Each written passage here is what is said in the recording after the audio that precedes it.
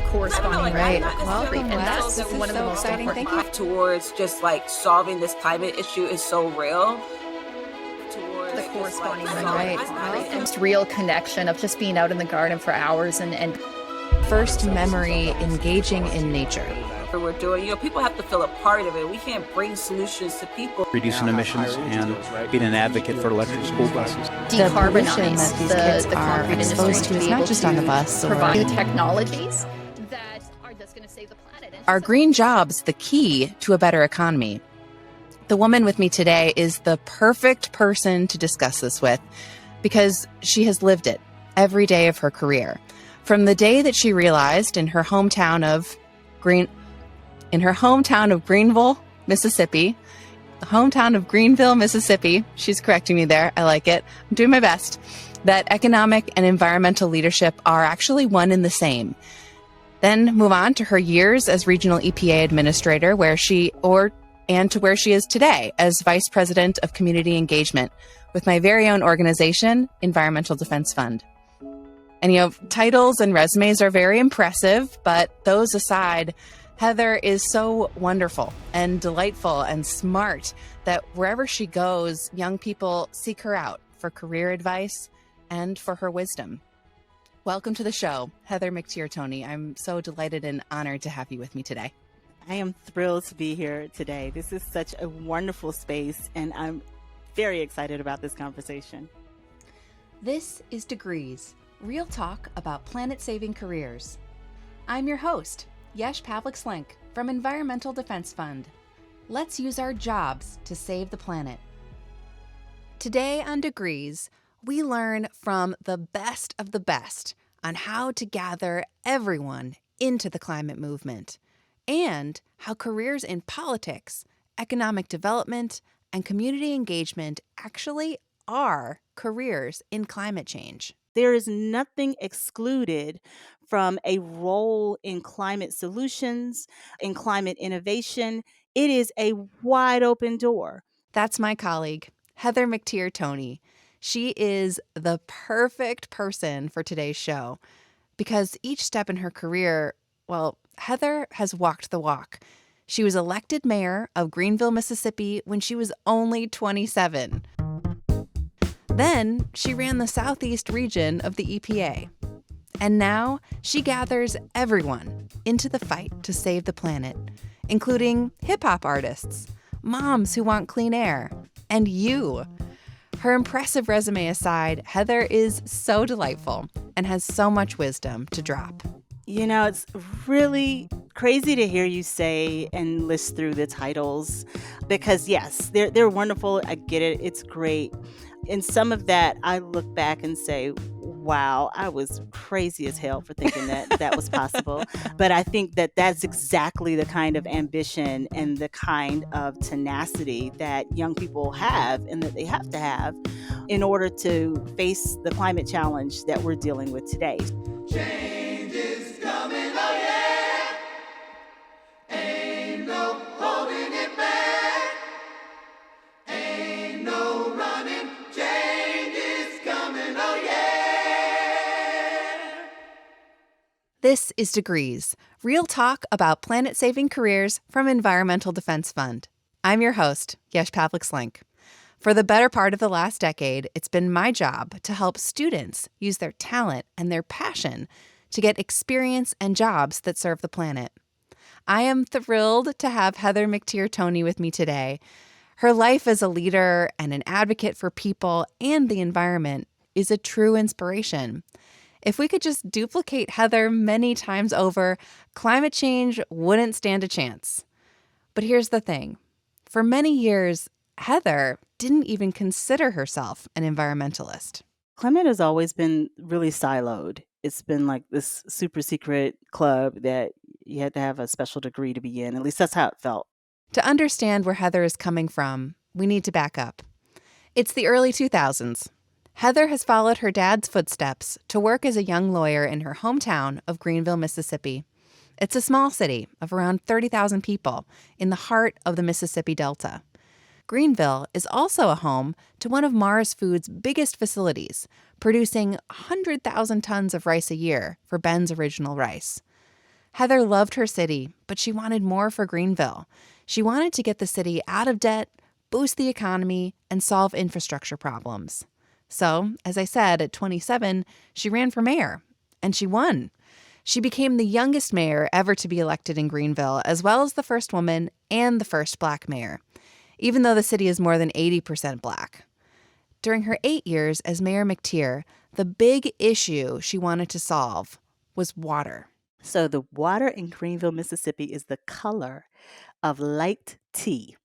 Now, if you were to go to someone in Greenville and tell them that you were going to shift or change the color of their water, they would throw you out by your feet because old folks believe that it has like medicinal qualities. Like the water is soft. That's the reason that our skin stays so smooth and so beautiful. And, somebody who's 85 can look like they are 32.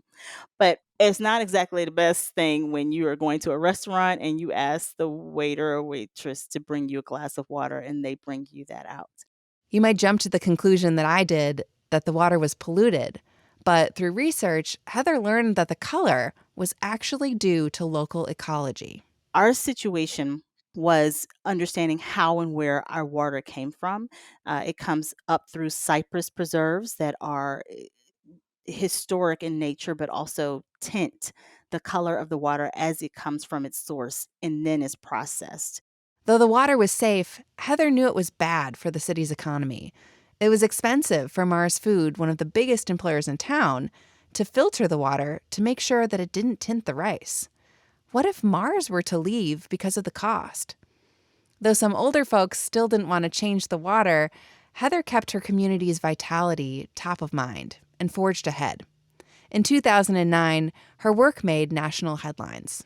And we had this article that was in the front page of the Washington Post, brown water in Greenville. Yep. The headline was Brown Water in Greenville, with a photo of a child in a bathtub bathing in brown water. Below the headline is a picture of Heather. She couldn't look more determined. We begin to see the impacts of what people would accept and felt was okay versus where there are clear barriers for economic development that would allow the community to expand and really grow. If you have a business that's relying on clean water, you want to locate somewhere where you have solid infrastructure to be able to ensure that business grows. But just really talking about infrastructure, like jobs, infrastructure, water, we got to have this. The article caught the attention of Lisa Jackson. She was the EPA administrator in the Obama administration. Jackson went to Greenville to see what this young mayor was all about. Her first stop? She visited the Greenville wastewater treatment plant with her official guide, Mayor McTeer. And she sort of pulls me to the side and says, this is environmental justice work, right? And I said, no, it's not. And she's like, no, really, actually, that's what this is. This is environmental justice community. And we began to talk after that. And two things happened. One, I began to see ourselves in this work. Like I thought that environmentalists were all vegan white people who hug trees and wore Birkenstocks and bird hats and You're describing my parents. I'm sure your parents are absolutely fabulous. They are. But that's what I thought. You lived in California or, upstate New York, and it was polar bears and sea turtles, and that's what you raised money for. Those were the environmentalists, right? It was not me. I did not see myself in that work anywhere. And so for Lisa to sort of show me this, it was eye-opening. But then it became frustrating and it made me angry because I realized I have been an environmentalist all my life. Grew up in the Mississippi Delta around agriculture, blocks away from the Mississippi River. I could tell you how and when the seasons change, not because, we had a class on it, but because harvest season is the fall and that's football season and that's when the stuff changes, right? Everybody knows that in my area. I remember as a kid, my dad would have us look out on either side of the car window to see if we could identify which crop was in the field. And normally there would be cotton on one side and soybeans on the other. But when they're really young, it's hard to tell the difference as to what's what. Usually when cotton starts growing up, you can see the little white buds on it. And, we would play this game riding down the highway, which is, okay, what's that? What's that? Is it cotton on the right and soybean on the left? And so, I remember seeing men standing in those fields with crop dusters coming over and there being slickers on them. And at the time, as a kid, you're like, wow, there's an airplane swooping over and whoa. It never dawned on me like that was this crazy intersection of nature, of life, of water, of humanity, of toxic chemicals, all happening in the same space. I think I held my breath for that entire thing after you said that they were wearing slickers, just imagining what they were taking in their skin and breathing in and touching and drinking. And those were never connected as being environmental and climate types of conversations. And I was frustrated because I said, wow, so many minority communities, low income, small communities like my own, were very impacted by environmental injustice, but were never talked about as a part of the conversation for climate solutions and climate justice. So, in other words, people would come down, take the photos, and then after they take those pictures of how bad things are, they would turn around, put it on the back of their pamphlet, and raise money for their organization off of those images. I did not like. Exploitation. That's exploitation. Exactly. And a lot of the environmental justice and frontline communities, these are communities that sit like right in the paths of storms or floods, or they are constantly hit by extreme weather events. They do not have the infrastructure that allows them to not only sustain that, but also build solid businesses for their communities moving forward. So that's why like the water infrastructure for my community was such a big thing. And it was a big thing for Lisa Jackson to see Heather working on it. Big enough, in fact, that it inspired Lisa to offer Heather an opportunity. Lisa then said, I'd like for you to come and be a part of the local government action committee at the EPA. And I want you to chair it. And I'm like, oh my God, Lisa Jackson just asked me to do something. And she said, hold on. You don't know how much work you're signing up for. Like, you don't know what you don't know.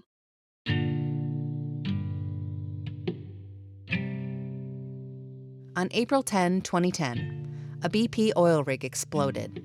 11 people died. More than 130 million gallons of oil spilled into the Gulf of Mexico. It was, and still is, the largest oil spill in U.S. waters. I was immediately thrust into leading a national network of local leaders to try to advise the EPA on how to listen to local government in the middle of a crisis. The catastrophe destroyed aquatic ecosystems for sea turtles, birds, fish, dolphins, and other marine mammals. A full dozen years later, workers who helped clean up the spill still suffer from respiratory diseases scientists believe are connected to the oil fumes. Most wildlife populations in the Gulf and Mississippi Delta are still struggling to rebound.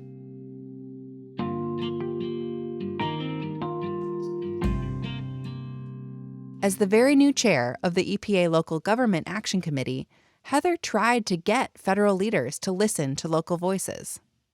It really helped me not only understand how important the voices of local people are to response, but that all around the country, there are different local people, and different local people have different responses. And all around the globe, people have how they respond and best practices. And if we just listen and incorporate this, we could have better and scalable responses and more inclusive responses to solving climate catastrophes.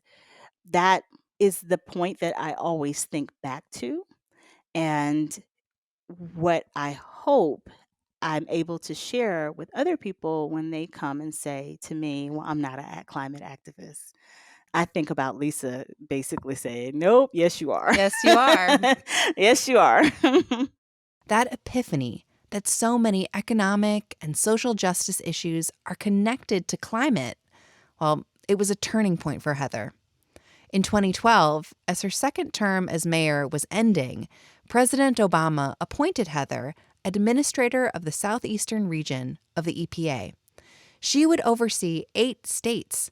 It's the largest EPA region in the country. Heather held that post through the rest of Obama's second term.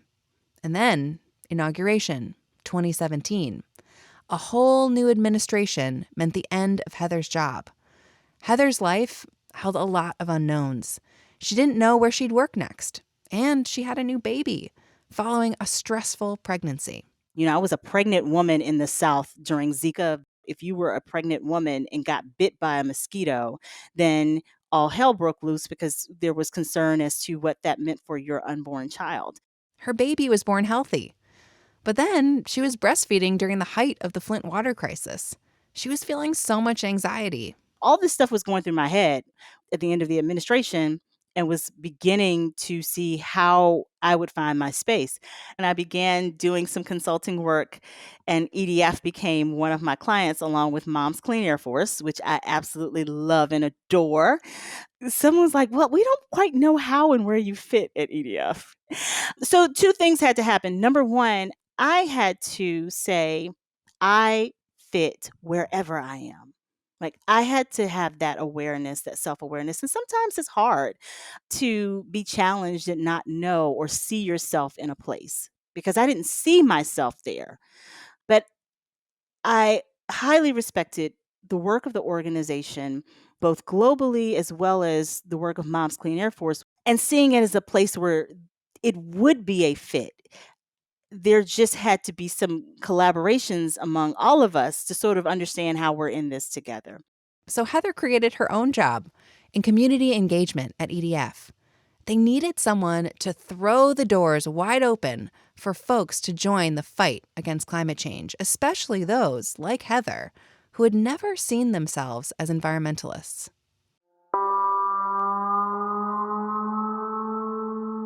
Bringing new collaborations to life isn't easy, but the effort is so worth it. That's why Heather often calls her work midwifing. It was midwifing in the way of helping an organization to give birth to what is now becoming a growing part of the climate movement. And that's climate implementation, adaptation strategies, and how communities are involved in the work. And that takes time. It's a lot of hand holding, a lot of deep breathing. I feel like I have turned some babies in the womb at this point. But also of being that guide, because it doesn't end when a child is born. Just like our work and my work doesn't end once a program has started or people have an awareness around what it means to be involved in community. And as Heather would find out, once the opportunity existed for everyone to create innovative projects with EDF, you never knew who would propose something unexpected. I was walking through the airport and had gotten a call from someone who was trying to figure out how to get a hip hop artist who wanted to connect with us and was trying to figure out like their space. So Heather called a colleague to brainstorm, Dr. Margot Brown, the Vice President of Environmental Justice and Equity at EDF. I call her my work wife because I think work besties is it doesn't even get there. Yep. It doesn't. Mm-hmm. It doesn't get there. And so I called Margot. I said, Margot, look, who is Lil Durk? And Margot is like, Heather, what are we talking about and what are we doing? I said, listen. I'm running between planes. Okay. I just got a call that Lil Durk wants to do something with us like around HBCUs, but I cannot have him rolling up to the front of the Plaza Hotel in New York with like Lamborghini trucks and $3 million worth of jewelry on. So what are we going to do and how are we figure this out? And she's like, there's space. We could figure this out. Like we could figure this out. Like we could do this. So long story short, no, Lil Durk did not show up at our EDF events in New York. But it was like having this moment of knowing somebody was okay with calling us at EDF. Like that somebody saw the fact that there was a connection between whatever it is that little Dirk was working on at that moment and found value in the Environmental Defense Fund, found value in environmental justice and community engagement, and found trust enough to reach out to these, 40 plus year old women to say, how do we do this? That was what brought me joy. That was the fact of seeing all of these different spaces that people would not imagine connecting to climate and climate action or the traditional ways that EDF works, and looking at it in a different light to say there's connection here. Heather's energy for this work is magnetic. When she's out at events, people sense it. I find that people who have that same shared crazy energy tend to seek me out because we have the audacity to believe that we can actually change this, right? And there's so many young people who need to know that it's okay that we're in the midst of a crisis, but it's also okay to dream and be ambitious about how to solve it. And that when you come up with some ridiculous idea, somebody else will look at you and say, oh my gosh, yeah, I like that. That's possible. And I love being around that energy. It is enough despair to go around for all of us. What we need a bit more of is hope, innovation, and those triggers of creativity that will help us to solve and continue to grow as we adapt to climate change. And how does it feel to be seen that way when you're recognized by a fellow dreamer and someone who's thinking big in big, audacious ways? How does that feel to be seen? I think it's really cool that we're putting out the same energy. I'm usually more in awe of them than they are of me because I don't see myself as someone who is so different than every other person on this planet, right? As my mama would say, we all put on our underwear one leg at a time. That's right. If we choose to wear them. Making these partnerships work can be challenging. The key to success, Heather says, is to celebrate different talents and experiences. To help me understand, she talked about gumbo. All too often, we try to blend our values into a very homogenous way. And my advice is to think of it a little different. So I'm from the South. We like to eat. And if you've ever been down around Louisiana, you know the best thing to get down there is gumbo. And you want somebody's gumbo who can cook, not somebody that is just, put it in a can or something. No, you want to go find somebody who knows how to make a roux, which is the base, and it's solid, and then they're adding all the stuff in. I'm hungry now, by the way. I know, and now I'm gonna have to figure out when I'm gonna go make some gumbo. But that's how we envision this work, and I think that's my advice for how people should envision their role in this. First of all, cooking fast does not taste good. I know we got microwaves and Instapots and all that kind of stuff, but if you want good food, it takes a moment. It takes a moment to cook. The same way it takes a minute to sort of blend in all of our flavors that we bring to the work from wherever we are. And people who are engaged in the community of practice, sort of bringing their companies along, should understand that you are an artist, you are a chef, you are creative, and helping to blend this together. And we're making gumbo, which means all of the flavors are going to blend together, but you're still going to have their individual nature. When you look at a pot of gumbo, you should be able to tell the difference between a kernel of rice and a crab leg. Or you hope, right? You should be able to tell the difference between okra and shrimp. If you can't, then I have questions about what you're eating. But it's the same way, right? You should be able to see and identify the science, and see and identify the faith, and see and identify the creatives, and see and identify the economists, but know that they are blending together in a way that's bringing them along to create solutions that everyone can eat from in some way. When we think about it like that versus trying to make everyone the same, I think it breeds more room for ideas, but also acceptance. It's true.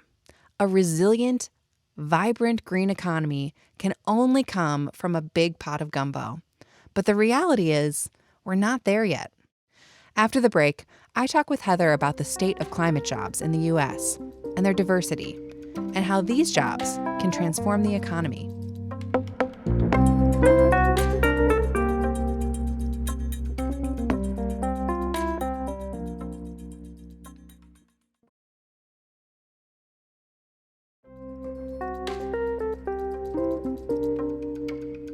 Yesh here, back with my guest, Heather McTeer Toney, Vice President of Community Engagement at EDF.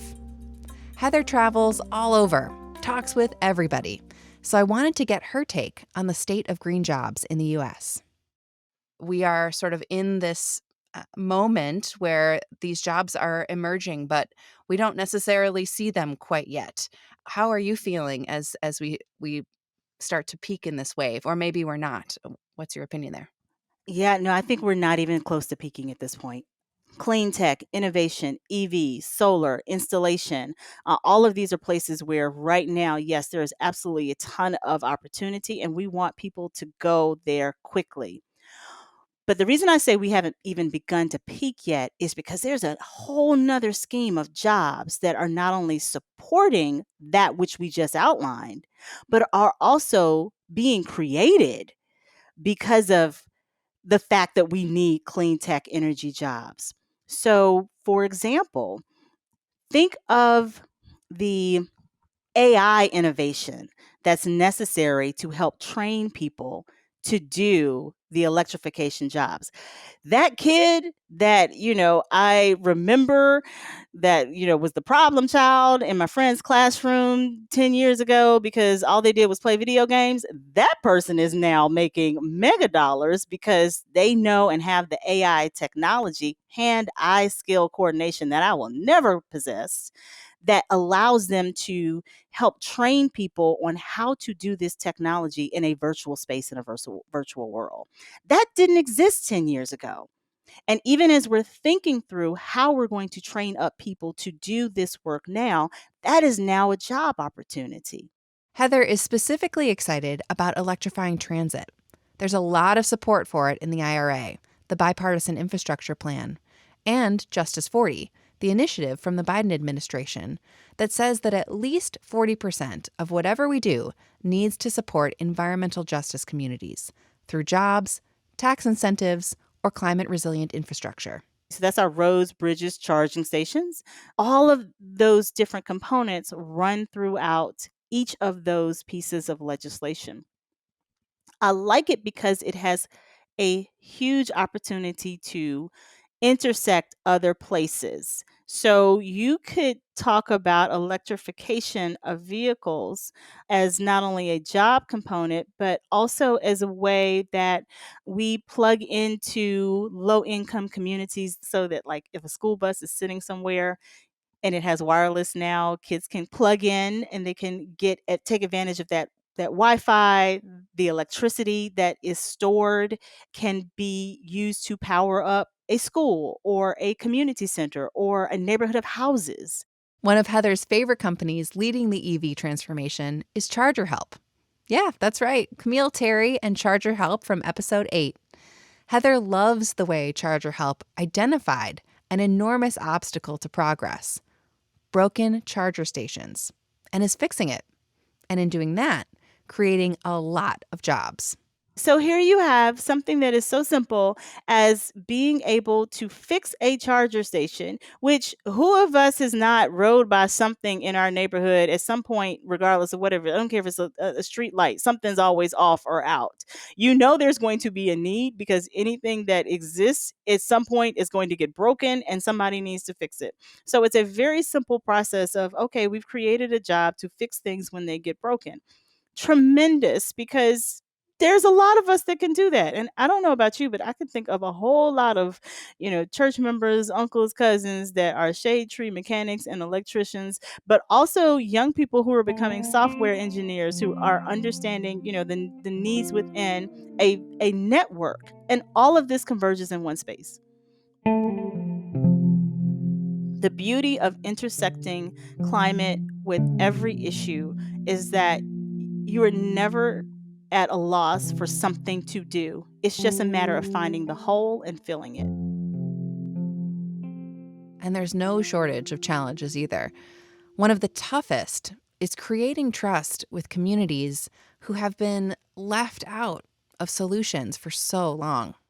I will also say, I think how we socialize and normalize this is really important. I can remember as a kid, like all these songs that were coming out about cars, right? Sang Little Red Corvette by Prince, even though I know good and well I had no business singing that song. Or Mercedes Boy by Pebbles. I'm really aging myself right now. Or like Lil' Kim, The Jump Off. Like, this is for my peeps. And the Bentleys, the Hummers, the Benz, like that. So, but if you think about culture, we identify with vehicles. I don't know how sexy it is to say, yo, I'm about to roll around in my Leaf, because you didn't really hear that. And there wasn't a lot of targeting towards cultural communities. Right. That's beginning to change, right? And again, that's another place and space where we're seeing culture and people and presence show up. And it shows the necessity of having diverse voices there in the space of climate. So last Super Bowl, think about how many ads you saw for electric vehicles that came from players, artists, people of color. We didn't see that 10 years ago, let alone 20 years ago. And that is a result of having diverse perspectives, both at that marketing table, but also in the rooms that talk about the importance of climate and environment to communities that have been thought of as either under-resourced or not really interested in that space. Heather is so passionate about making sure that people of color have equal access to green careers that she's writing a book about it. It's called Before the Streetlights Come On: Black America's Urgent Call on Climate Solutions. I can't wait to read it. It comes out in April 2023. It came about as a series really of the stories that I'd experienced being a Black American who is a climate activist in all of these different spaces, but not seeing myself in the spaces, not seeing the leadership, and really a lot of times being sort of glossed over. Like, oh, okay, well, that's Black folks over there. Or Black people don't care about climate, or, we got so many other things to be worried about. There's no way we're going to tackle climate action and voter suppression. Like, we're trying to deal with police brutality. What do you mean work on climate action at the same time?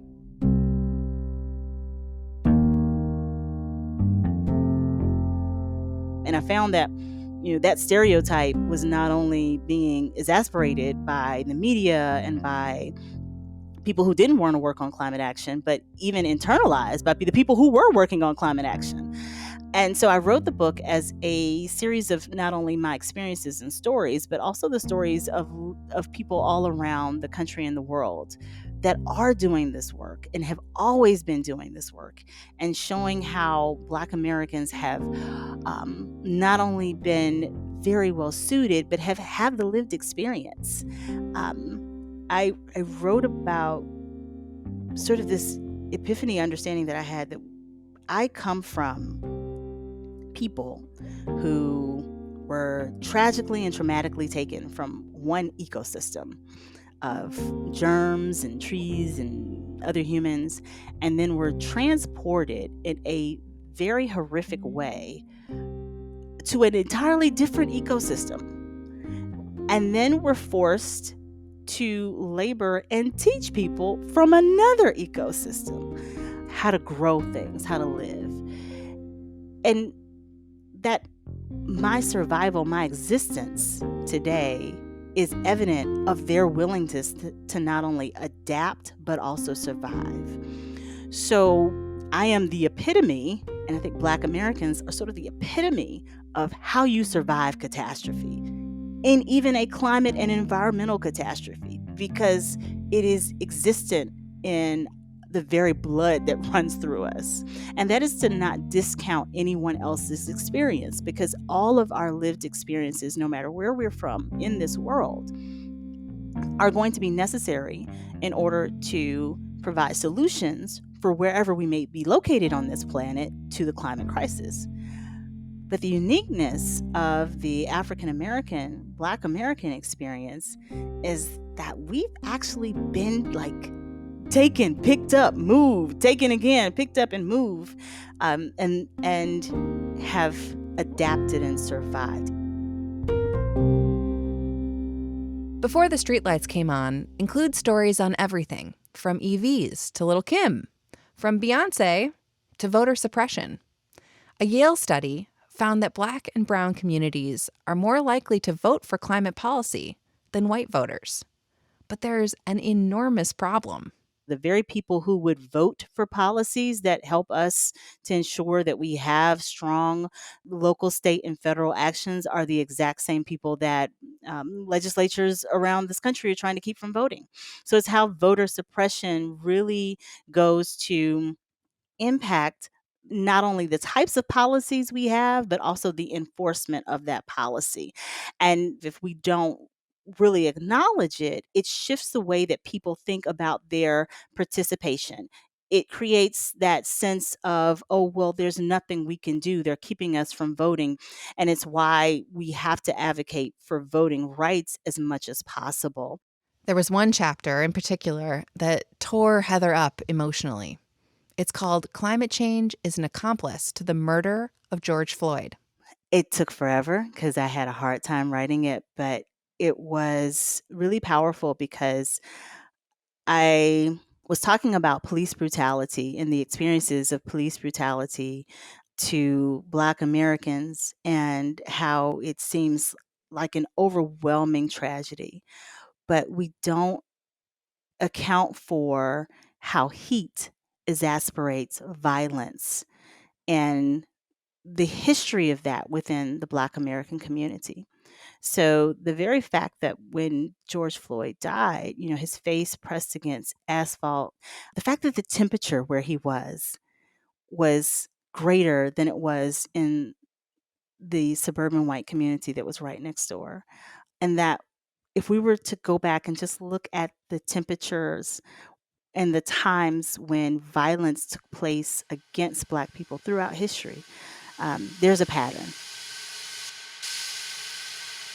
I was driving to write, and there were two Black men who were pulled over on the side of the road, and there were white officers. And so I pulled over, called my husband, who, of course, was immediately concerned. Of course. And absolutely. But even though I work in climate and environmental work, as a Black American, I am never far away from any other social justice issue. So yes, I might be going to write. Yes, I might have had a full day at the Environmental Defense Fund, but I cannot leave these two men on the side of the road, these two young college students, because that's my lived experience. I have two sons. I am a Black American woman. And you can't ignore that. So I think that was definitely the hardest chapter that I wrote. To me, it's my favorite chapter that I wrote, and it's the one that I am constantly thinking of how we're going to use climate to solve some of the plaguing issues for Black America today. There is so much promise in a truly thriving green economy, but we're not there. We need to create the jobs and a reskilled workforce. Heather says there could be so many positive ripple effects, like lower rates of unemployment and lower rates of incarceration. But as we've seen, what Heather wants, it's a culture change, something even bigger than creating jobs. We are now filling holes and voids that solve social problems in communities as well as our climate problems. And that's where we need people to step in. We can use these as skills that we can train people who are coming out of the system. And these are groups that so often are not included when we think about who needs to be employed and needs to have a job.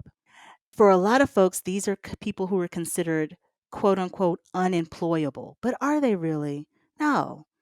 So this broad spectrum of people and ways that we can use climate and environmental innovations and green jobs to address historic problems.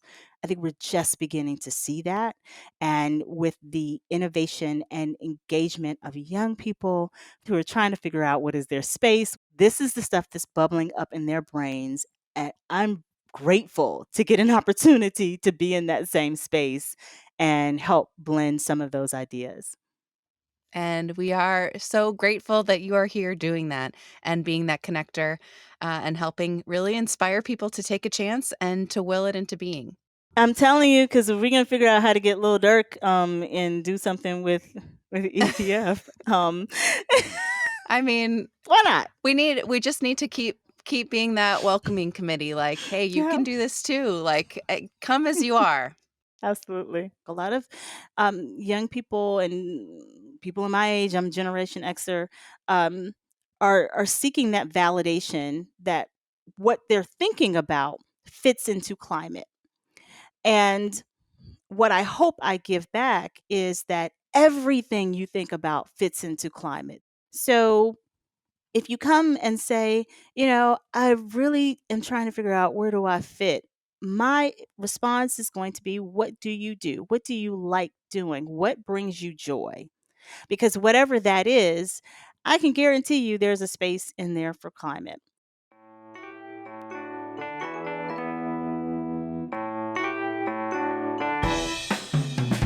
Now it's time for Ask Yesh, where I help you with your biggest green career challenges.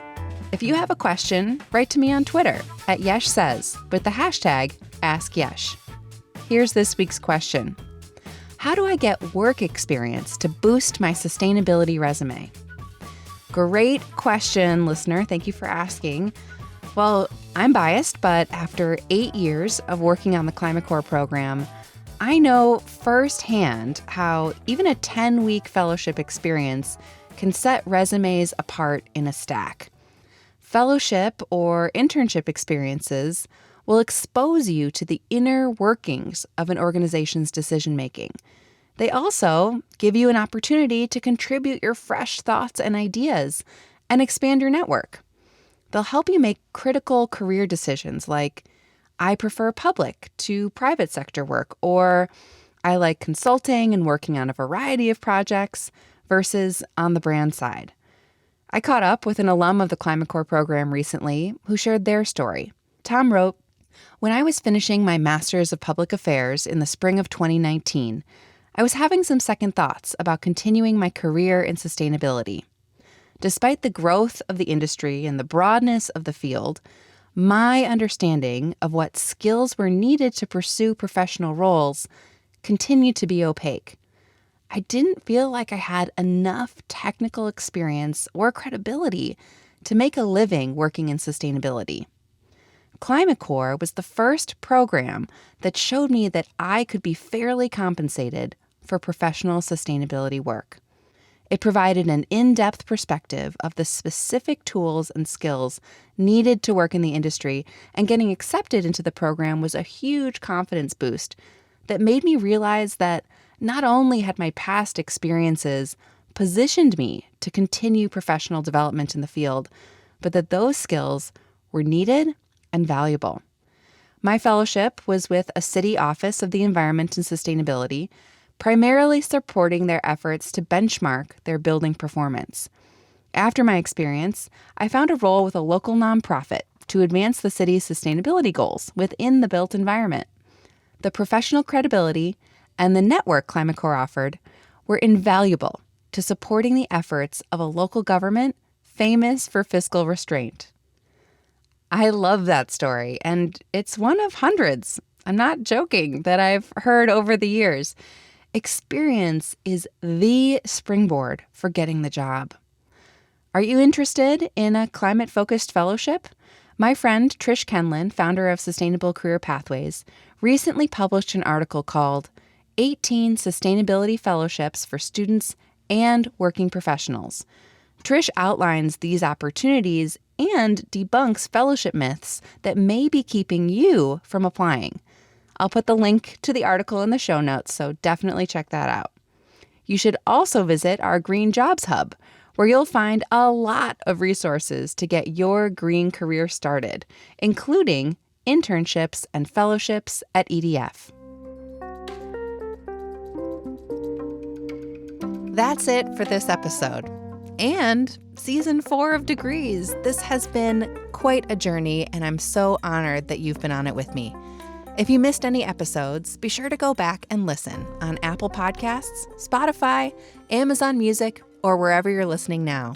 Share this podcast with a friend so you can both learn how you can help fight climate change, where the jobs are, and how you can make a difference. Don't forget, check out our Green Jobs Hub to find all the resources you need to jumpstart your green job career search. Degrees is presented by Environmental Defense Fund. Amy Morse is our producer. Podcast Allies is our production company. Tressa Versteg, Elaine Grant, Andrew Perella, and Rye Taylor worked on this episode. And special thanks to Tina Basir, Elise Rooks, Alexandra Cole, Matthew Simonson, and Elizabeth Miller for all your help this season.